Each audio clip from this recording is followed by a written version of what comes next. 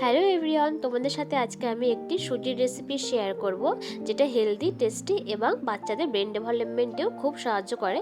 এরকম একটি রেসিপি আজকে তোমাদের সাথে শেয়ার করতে চলেছি। তাহলে লাস্ট পর্যন্ত পুরো ভিডিওটি দেখো, আর ভালো লাগলে তোমরা চ্যানেলটা অবশ্যই সাবস্ক্রাইব করে পাশে থেকো। তাহলে চলো রেসিপিটা শুরু করা যাক। তো দেখলে ওখানে আমি কিন্তু 3টে কাঠবাদাম 1 ঘন্টার জন্য জলে ভিজিয়ে রেখেছিলাম।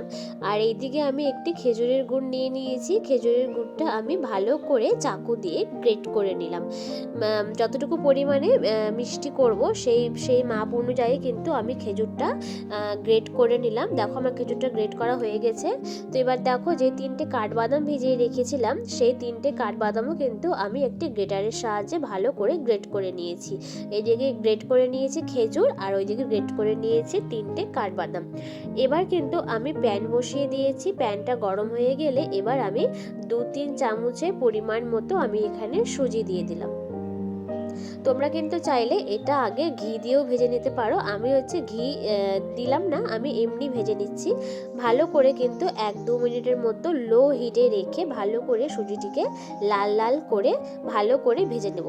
ভেজে নেওয়ার কারণে কি হয়, বাচ্চাদের যে গ্যাস হয় সেই গ্যাসটা কিন্তু হয় না। তার জন্য কিন্তু সুজিটা খুব ভালো করে আগে 1-2 মিনিটের মতো আগে ভেজে নেব। ভাজা হয়ে গেলে এবার এর মধ্যে একটু পরিমাণ মতো জল দিয়ে দেবো সুজিটা সেদ্ধ করার জন্য। তো দেখো আমি এখানে পরিমাণ অনুযায়ী জল দিয়ে দিলাম সুজিটা সেদ্ধ করার জন্য। তো এখানে আমার জলের পরিমাণটা একটু কম হয়ে গেছিলো, তার জন্য যেটুকু জল ছিল সেই জলটুকু কিন্তু আমি আবার দেখো দিয়ে দিলাম।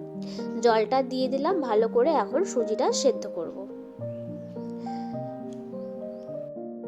তো দেখো সুজিটা কিন্তু আমার খুব সুন্দরভাবে সেদ্ধ হয়ে গেছে। দেখো সুজিটা কিন্তু অনেকটাই ফুলে উঠেছে। এই সময় আমি এখন দিয়ে দিলাম এর মধ্যে পরিমাণ মতো দুধ।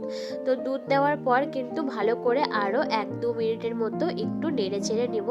এই সময় কিন্তু একটু ভালো করে নাড়াচাড়া করতে হবে, না হলে কিন্তু এখন নিচে লেগে যাওয়ার সম্ভাবনা থাকবে। যেহেতু জল সেদ্ধ হয়ে গেছে সুজিটা, এরকম সময় লেগে লেগে যাবে, তার জন্য ভালো করে কিন্তু নাড়তে হবে। আর দেখো এখন আমি এর মধ্যে যে খেজুর আর কাঠবাদামটা গ্রেট করে রেখেছিলাম, সেই খেজুরের গুঁড়ো আর কাঠবাদামটা আমি এখন এর মধ্যে দিয়ে দিলাম।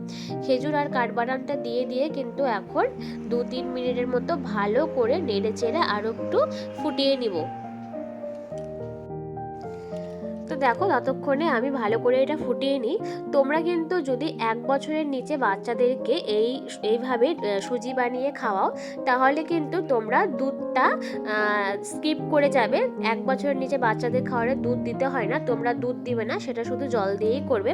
আর যদি 1 বছরের উপরে বাচ্চাকে খাওয়াও, তাহলে তোমরা অবশ্যই দুধ দিতে পারো। তবে হ্যাঁ, যেটুকু পরিমাণ দুধ দিবে ঠিক সেটুকু পরিমাণ কিন্তু তোমরা জলও মেশাবে, শুধু দুধ দিয়ে করবে না। তো দেখো এখানে কিন্তু আমার সুজিটা ভালো করে ফুটে উঠেছে, আর আমার সুজিটা কিন্তু খুব সুন্দরভাবে রেডিও হয়ে গেছে। তো কেমন লাগলো তোমাদের এই সুজির রেসিপিটি তোমরা অবশ্যই কমেন্ট করে জানিও। যদি ভালো লেগে থাকে তোমরা কিন্তু অবশ্যই চ্যানেলটা সাবস্ক্রাইব করে পাশে থেকো, এরকম আরও নতুন নতুন ভিডিও দেখার জন্য।